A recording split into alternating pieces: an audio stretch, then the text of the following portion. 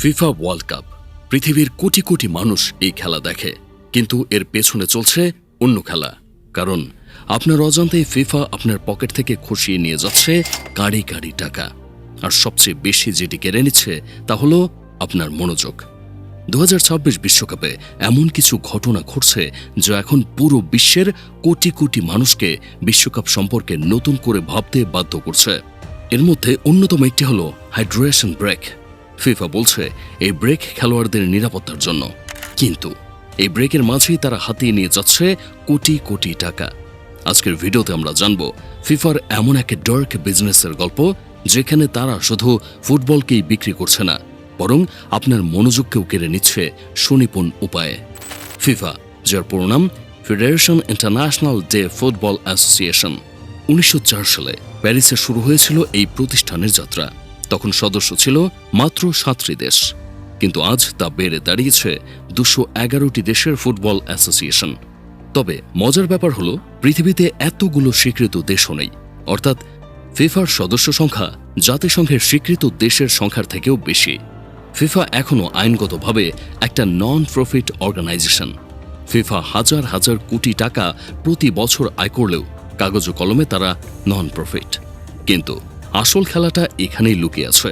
তাদের পুরো সিস্টেমটা ঘোরে মাত্র একটা জিনিসকে কেন্দ্র করে, সেটি হলো বিশ্বকাপ। 2015 থেকে 2018 সালে ফিফা আয় করে প্রায় $6.4 বিলিয়ন, যা বাংলাদেশের টাকায় প্রায় 87,720 কোটি টাকা। আর 2019 থেকে 2022 সালে ফিফার আয় $7.5 বিলিয়ন, বা প্রায় 92,400 কোটি টাকা। কিন্তু এবার ফিফা আয় করেছে আগের তুলনায় দ্বিগুণ, অর্থাৎ প্রায় $13 বিলিয়ন। আর এই আয় বাড়ানোর জন্য ফিফা অনেকের চোখে ধুলো মাখিয়ে বেছে নিয়েছে দুটি রাস্তা। নাম্বার 1, টুর্নামেন্ট বড় করা, আর নাম্বার 2, ফুটবলকে ঘিরে ব্যবসাকে নিজের হাতে আনা। যেমন এবার ইতিহাসের প্রথমবারের মতো ফিফা 48টি দলের বিশ্বকাপ করছে। আয়োজক দেশ করা হয়েছে 3টি: যুক্তরাষ্ট্র, কানাডা এবং মেক্সিকো। অর্থাৎ এই 3 দেশের মানুষ সহজেই তাদের দর্শক হবে। তাছাড়া এবার যেহেতু 48টি দল খেলবে, তাই এবার ম্যাচও হবে বেশি। আর বেশি ম্যাচ মানেই বেশি দেখার সময়, বেশি বিজ্ঞাপন এবং বেশি টাকা। এখন আসা যাক সবচেয়ে গুরুত্বপূর্ণ অংশে। আপনার মনে কি কখনো প্রশ্ন জাগে, ফিফার কাছে এত টাকা আসে কোথা থেকে? কারা ফিফাকে এত টাকা দেয়, আর কেনই বা দেয়? এখানেই অলাভজনক প্রতিষ্ঠান ফিফা খুলে রেখেছে ব্যবসার ভাণ্ডার। আপনি যেসব চ্যানেলে খেলা দেখছেন, এই সবই ফিফা পুরো বিশ্বে সম্প্রচার বিক্রি করে দেয় চড়া দামে। টিভি চ্যানেলগুলোর কাছে সম্প্রচার বিক্রি করে এবার ফিফা আয় করবে প্রায় $3.9 বিলিয়ন, যা বাংলাদেশের টাকায় প্রায় 48,500 কোটি টাকা। ফিফার মোট আয়ের প্রায় 44%। এই সম্প্রচার কেনার জন্য পৃথিবীর বিভিন্ন টিভি চ্যানেল আর স্ট্রিমিং প্ল্যাটফর্ম ফিফাকে এই বিশাল অঙ্কের টাকা দেয়। কারণ ফিফা শুধু ফুটবল বিক্রি করে না, ফিফা বিক্রি করে অন্য কিছু। কে ম্যাচ দেখাতে পারবে, কে সম্প্রচার করবে, কে মানুষের চোখের সামনে থাকবে, এই সব কিছুর পেছনেই ফিফার হাত আছে। কারণ আজকের পৃথিবীতে আপনার মনোযোগটাই সবচেয়ে দামি পণ্য। বিশ্বজুড়ে কিন্তু সবার লক্ষ্য একটাই: কোটি কোটি মানুষের দৃষ্টি আকর্ষণ করা। কারণ মানুষ দেখলেই নামি দামি ব্র্যান্ডের পণ্য সম্পর্কে জানতে পারবে, আর জানলেই কিনতে আগ্রহী হবে।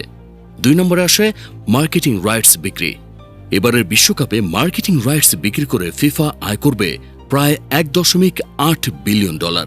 এর অর্থ দাঁড়ায়, খেলার সময় আপনি যেসব কোম্পানির লোগো স্ক্রিনে হয়তো মাত্র কয়েক সেকেন্ড দেখেন, তার জন্য ফিফা পায় এর বিপুল পরিমাণ অর্থ। এই কয়েক সেকেন্ডের জন্য কোম্পানিগুলো কোটি কোটি ডলার খরচ করে। এর কারণ ব্র্যান্ডগুলো একটা জিনিস খুব ভালোভাবে বুঝে গেছে, আর তা হলো মানুষ ইউটিউব বিজ্ঞাপন স্কিপ করতে পারে, সোশ্যাল মিডিয়ার বিজ্ঞাপন উপেক্ষা করতে পারে, কিন্তু বিশ্বকাপ কেউ স্কিপ করতে পারে না। আর বিশ্বকাপে বিজ্ঞাপন দেওয়া মানেও নিজের ব্র্যান্ডের ভ্যালু বাড়িয়ে তোলা। এছাড়াও ফিফার বড় একটি আয় আসে টিকিট বিক্রি করে, যেখান থেকে ফিফার আয় হয় প্রায় 36,900 কোটি টাকা। কিন্তু আমরা সাধারণত মনে করে থাকি টিকিট বিক্রি সবচেয়ে বড় আয়ের উৎস, কিন্তু না। কারণ স্টেডিয়ামের বাহিরে বসে কোটি কোটি মানুষ এই খেলা দেখছে, আর এর মাঝেই ঢুকে বহুল বিতর্কিত হাইড্রেশন ব্রেক। হাইড্রেশন ব্রেকের 1 থেকে 2 মিনিটেই আপনার মাথায় গেঁথে দেওয়া হয় কয়েকটি পণ্যের বিজ্ঞাপন। ফিফা জানে এই 1 মিনিটের মধ্যে আপনি কোনো কাজ করতে পারবেন না এবং খেলা ছেড়ে কোথাও যেতেও পারবেন না। বলা যায় একরকম আপনাকে আপনার অজান্তেই বাধ্য করা হচ্ছে বিজ্ঞাপন দেখতে। তবে ফিফার ভাষায় এটিকে বলা হচ্ছে হাইড্রেশন ব্রেক। আমেরিকার গরম আবহাওয়ার কথা মাথায় রেখেই নাকি এমন সিদ্ধান্ত। তাহলে এখন প্রশ্ন জাগতেই পারে, মরুভূমির দেশ কাতার বিশ্বকাপে এই ব্রেক ছিল না কেন, যেখানে কিনা মাঝে মাঝে তাপমাত্রা 50 ডিগ্রির আশেপাশে চলে যায়? অনেকে বলতেই পারে খেলোয়াড়দের নিরাপত্তার যুক্তি পুরোপুরি ভুল। উত্তর আমেরিকার গ্রীষ্ম প্রচণ্ড গরম হতে পারে, তাই কিছু ঝুঁকি তো অবশ্যই আছে। কিন্তু এই বিরতিতেই টানা বিজ্ঞাপন সবাইকে নতুন করে ভাবাতে শুরু করে। কারণ ফুটবল অন্য খেলার মতো দীর্ঘ সময়ের না। আবার আমেরিকায় বাস্কেটবল, রাগবি এবং জনপ্রিয় খেলার মাঝে এমন বিরতি আছে যা বর্তমানে ফুটবলেও ঢোকানো হয়েছে। তাছাড়া এটি ফুটবলের খেলার গতিও কমিয়ে দিচ্ছে, যা নিয়ে স্বয়ং টিমগুলোই অসন্তোষ প্রকাশ করেছে। কারণ ফুটবল ছন্দের খেলা, এই ছন্দ মাঝপথে থেমে গেলে ছন্দ ফেরানো বেশ কঠিন। একটা দল যখন পুরো ম্যাচে ভালো খেলছে, আক্রমণে যাচ্ছে, ঠিক সেই মুহূর্তে হুট করে বিরতি মানে পুরো খেলার ছন্দপতন। এই 2 মিনিটেই হঠাৎ সবকিছু বদলে যেতে পারে। কোচ নতুন পরিকল্পনা দিতে পারে, ক্লান্ত দল বিশ্রাম নিতে পারে, চাপের মধ্যে থাকা খেলোয়াড় ফিরে আসতে পারে নতুন উদ্যমে। আর কয়েক মিনিটের মধ্যে পুরো ম্যাচের গল্প বদলে যেতে পারে। তবে বিতর্ক শেষ এখানেই নয়, কারণ আরও একটা বিষয় আছে যেটা অনেক মানুষ জানেই না।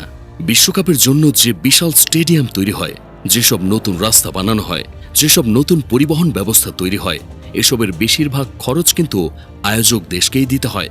কারণ বিশ্বকাপ হলে বেচা বিক্রি বাড়ে, আর বাড়ে পর্যটন ব্যবসা। কিন্তু ইতিহাসে এর উল্টোটাও ঘটেছে। বিশ্বকাপের পর দেশের বেশ কিছু স্টেডিয়াম প্রায় খালি পড়ে থেকেছে। কিছু শহর বিশাল ঋণের মুখে পড়েছে, অনেক প্রকল্প নির্ধারিত বাজেট ছাড়িয়ে গেছে। তাই যখন একটা দেশ এমন মেগা ইভেন্ট আয়োজন করে, তখন একটা প্রশ্ন সব সময় থেকেই যায়, এটা কি ভবিষ্যতের জন্য বিনিয়োগ নাকি শুধুই বিনোদনের জন্য? এখন আবার ফিরে আসি ফিফার কাছে। কারণ এত খরচ, এত বিতর্ক, এত ব্যবসার পর ফিফা 2026 সালে সম্ভাব্য আয় করবে প্রায় $8.9 বিলিয়ন। এর মধ্যে আছে পুরস্কারের টাকা, টুর্নামেন্ট পরিচালনার খরচ, বিভিন্ন অপারেশনাল ব্যয়, আর বাকি টাকা যাবে ফুটবলের উন্নয়নে। কিন্তু তবুও কখনো ফিফার টাকা ফোরায় না। বিলিয়ন বিলিয়ন ডলার খরচ করার পরও ফিফা থেকে যায় অত্যন্ত লাভজনক একটি প্রতিষ্ঠান হিসেবে। তাই একটা প্রশ্ন থেকে যায়, ফিফা আসলে কি বিক্রি করে, ফুটবল নাকি আপনার মনোযোগ? উত্তরটা হবে ফিফা বিক্রি করে আপনার মনোযোগ। কারণ আজকের পৃথিবীতে মনোযোগ হয়তো সবচেয়ে মূল্যবান সম্পদ। আর ফিফার কাছে এমন একটা শক্তি আছে যেটা পৃথিবীর খুব কম প্রতিষ্ঠানের কাছে আছে। একই সময়ে কোটি কোটি মানুষের চোখ আটকে রাখার ক্ষমতা। এটাই ক্ষমতা, এটাই প্রভাব, এটাই ব্যবসা।